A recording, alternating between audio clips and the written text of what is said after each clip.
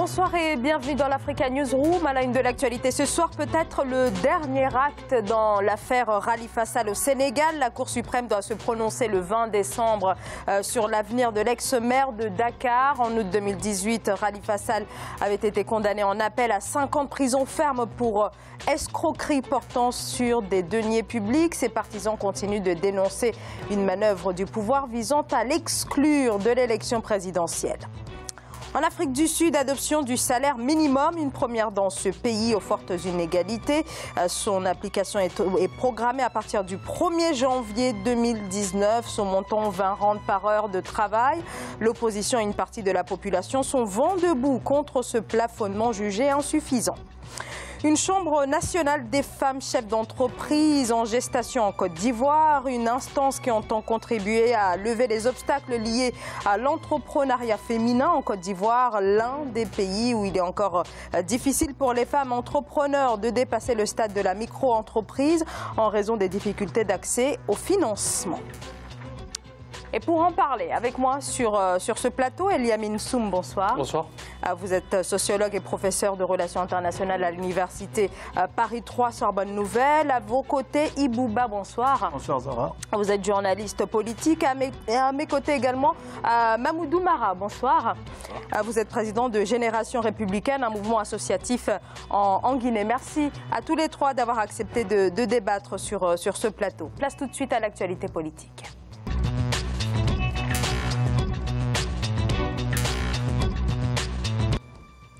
Au Sénégal, la question de l'élection présidentielle du 24 février prochain cristallise le débat. La procédure de dépôt, vous le savez, des candidatures est lancée. Beaucoup d'incertitudes autour des candidats éventuels tels que Karim Wade, le fils de l'ex-président. Mais le flou persiste surtout autour de la candidature potentielle de Khalifa Sall, l'ancien maire de Dakar, condamné en août dernier en appel à 5 ans de prison ferme pour escroquerie portant sur des fonds publics. Son recours est actuellement à l'étude à la Cour suprême et Khalifa Sall devrait peut-être être fixé sur son sort le 20 décembre. Ange Bijou, Nomenio.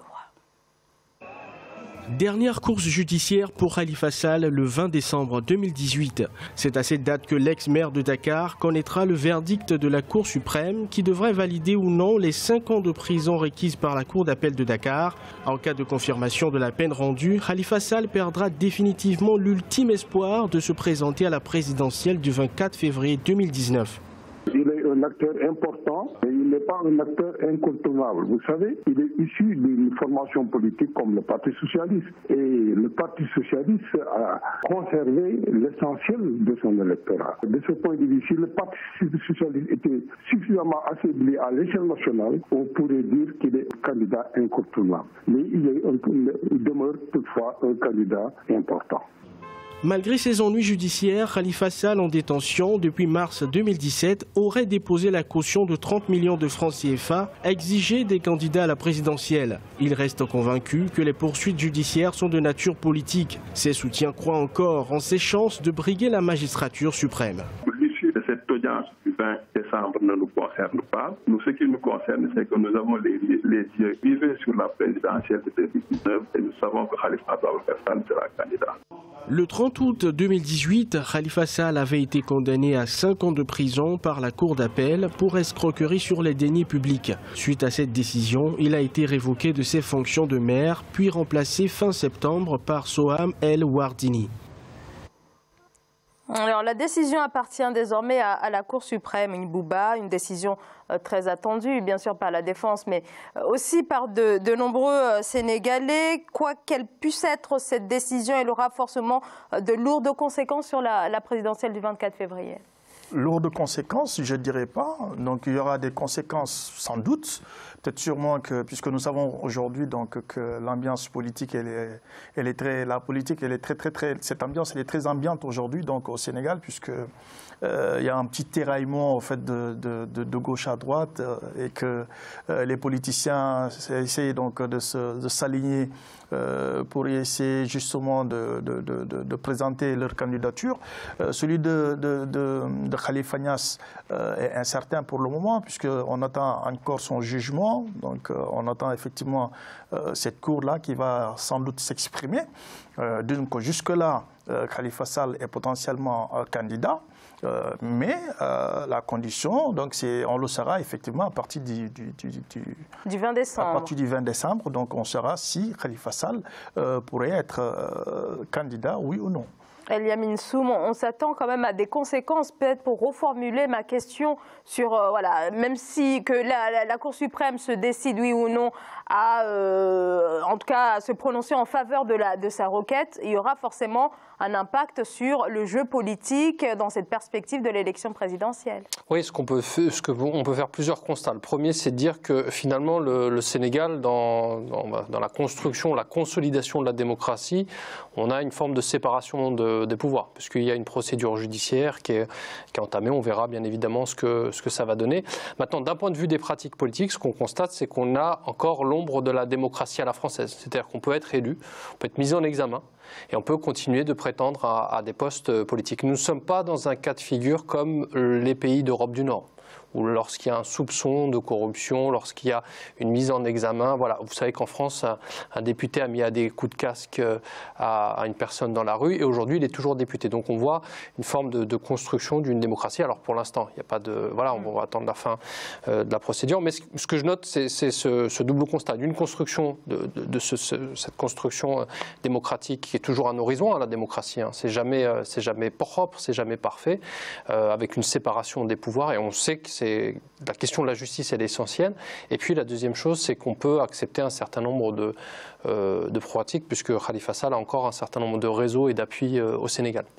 Attention, par contre, moi je voudrais juste essayer donc de mettre une certaine lumière donc, dans votre thèse que vous voulez de soutenir tout à l'heure. Au Sénégal, ce n'est pas tout à fait le cas, puisque si vous avez une condamnation au Sénégal et que vous avez un casier judiciaire, j'en parlais déjà tout à l'heure avec un collègue effectivement, donc, qui est aussi journaliste au niveau de la CNTV, à qui j'ai fait un petit coucou, je crois, c'est Amina Gueye. On en parlait tout à l'heure. Donc, en fait, si toutefois que vous avez donc une condamnation et que vous avez un casier judiciaire qui n'est pas vierge au Sénégal, donc effectivement. Je parlais de la mise en examen. Dans un certain nombre de pays d'Europe du Nord, c'est quand on est mis en examen, on est écarté du pouvoir politique. Mais là, si c'est bien de préciser ce qui n'est pas le cas en France. C'était la reculade de Macron sur le casier judiciaire. Ça n'a rien à voir avec la France. Si aujourd'hui Khalifa Sall a été condamné et qu'il a un casier judiciaire qui n'est pas vierge, donc je crois qu'il est exclu de la course. Mamoudou Mara, depuis son arrestation en 2017, en mars 2017, Khalifa Sall a toujours dénoncé cette procédure, en tout cas toujours dénoncé finalement une procédure politique visant à l'empêcher d'être candidat à la prochaine élection présidentielle. Alors ça reste bien sûr à démontrer par la défense, mais ce qui est certain, c'est que la décision de la Cour suprême pourrait signer peut-être la fin de toutes ses chances, de toute perspective pour lui de se présenter à cette élection. Oui, en effet, cette décision de la Cour suprême peut faire un arrêt de mort pour lui en termes de choix politiques. Candidat à l'élection présidentielle, c'est quand même beaucoup. S'il est condamné, comme vous l'avez si bien décrit, s'il est condamné aujourd'hui, il ne pourra pas potentiellement se présenter. Mais au-delà, ce que vient de dire le fait il a été élu député, malgré qu'il était en prison, il a été élu député, son immunité parlementaire a été sautée par les députés, donc la procédure suit son cours. Mais ce qui est à signaler, c'est que le Sénégal a des institutions, en tout cas de ce qu'on voit de loin, il y a des institutions très fortes, il y a le pouvoir judiciaire, il y a le pouvoir exécutif qui font le travail, même si parfois certains politiques disent que le pouvoir exécutif essaye d'empiéter sur le pouvoir judiciaire. Je pense en tout cas le cas de Khalifa Sall et le cas de Karim Wade sont ici l'expression d'une justice qui essaye en tout cas de faire son travail, même si elle n'est pas parfaite. Mais sur le volet sur lequel je veux vraiment parler ce soir, c'est l'exemplarité qu'on donne aux jeunes. La raison pour laquelle Khalifa Sall est aujourd'hui devant une justice. On l'accuse de fausses signatures, on l'accuse de malversation financière. Vrai ou faux, on n'en sait pas. Mais ce qui reste clair, il y a des fonds qui existaient au niveau de la mairie de Dakar qu'il a utilisés sans pourtant donner des preuves palpables sur l'utilisation de ces fonds. Et je pense qu'en politique, il est important qu'on apprenne aux jeunes qu'il est important qu'on apprenne au peuple de rendre des comptes de situations qu'on a eu à gérer. Surtout quand on gère un bien public. Un bien public, c'est l'émanation du peuple. Et quand on gère un bien public, il est tout à fait normal qu'on puisse, à un moment donné, rendre des comptes au niveau de la population, au niveau de certaines représentativités, surtout au niveau des gens qui vous ont fait confiance à un moment donné en votant pour vous.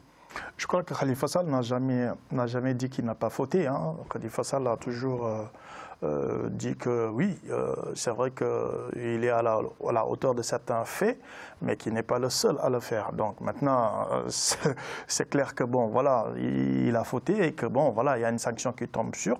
Mais peut-être sûrement que c'est la façon, le déroulé Donc ça coïncide avec un certain calendrier qui remettrait en question. Il y a le calendrier, mais il y a le déroulé en tant que tel, en fait, qui fait grincer les dents un tout petit peu et qui, vous savez, hein, comme c'est un politicien bien imbibé, donc du coup, c'est vrai qu'à la vision spontanée donc, du citoyen lambda, on se demandera exactement, donc à l'échéance des élections législatives où tout s'est passé, on dira effectivement qu'aujourd'hui Khalifa Sall est un prisonnier politique, donc vis-à-vis de certains faits qui se sont passés. Mais à part tout cela, je crois que le Sénégal est un grand pays politique, le Sénégal est un grand pays de démocratie. À mon avis, je crois que tout se passera donc d'une façon rationnelle et que, bon, peut-être sûrement que le président Sall, de par ma voix, je crois que s'il pourra faire quelque chose, le fera. Est-ce qu'il le fera avant? Est-ce qu'il le fera après? Mais de toute façon, à mon avis, je crois que ça, c'est... Alors, visiblement, s'il doit faire quelque chose, ce sera après. C'est mon cri de cœur, parce que là, aujourd'hui, pour que cette démocratie ne soit pas du tout écorchée, je crois qu'aujourd'hui, voir Khalifa Sall dans cette échéance, ça fera un grand plaisir. Ça ne tient pas à un homme, la démocratie. Hein. Ça ne tient pas juste au destin de Khalifa Sall. Non, ce que je trouve intéressant, ça ne tient pas qu'à la figure de Khalifa Sall, hein. C'est des millions de personnes, le Sénégal, c'est plein de dynamique. Ce qui est intéressant aussi de voir, c'est la thèse du complot politique. Et c'est une thèse qui est récurrente aujourd'hui, qui est presque universelle. C'est pour ça que j'abordais la question des démocraties d'Europe du Nord. On est mis en examen, on est écarté du pouvoir politique. Là, on l'a vu en France avec Nicolas Sarkozy, Marine Le Pen, Jean-Luc Mélenchon encore récemment, c'est on m'en veut finalement. Dès qu'il y a une mise en examen où il y a un soupçon. Mais est-ce que pour le cas du Sénégal, il n'y a pas certains faits qui pourraient effectivement alimenter ce débat sur l'absence d'indépendance de la justice? Non, l'indépendance de la justice. Je pense qu'on peut pas en dire. Ce n'est pas que le Sénégal. Le Sénégal, comme il l'a dit, c'est une grande nation. Oh, c'est une grande nation, mais ce n'est pas que le Sénégal. On ne peut pas dire que voilà, la justice sénégalaise elle est indépendante à 100%. Non, ça c'est clair. Moi, de toute façon, je ne serai pas sur un plateau télévisé pour dire que la justice sénégalaise n'est pas indépendante. En tant que journaliste, en tant que Sénégalais, je ne le ferai pas. Mais bon, voilà, maintenant à la vision spontanée des gens. Et ce qui se passe, donc vis-à-vis, on n'est pas des juristes tout le temps, mais on sait que vraiment des fois, il y a anguille sous roche. Aujourd'hui, le cas de Khalifa Sall, c'est vrai qu'il se trouve dans une situation embarrassante. Aujourd'hui, il y a beaucoup de cris d'alarme au niveau de cette justice même sénégalaise qui n'est pas vraiment portée de bons prénoms. Et ça, c'est une tasse de thé de tous les Sénégalais aujourd'hui. Mais ce que je veux dire, vous avez une justice, elle peut ne pas être indépendante, mais de ce qu'on voit de loin, elle est assez, en tout cas, elle fait son travail. Aucune œuvre humaine n'est parfaite. Hein. Absolument. Aucune œuvre humaine n'est parfaite, on essaie d'aller vers le parfait.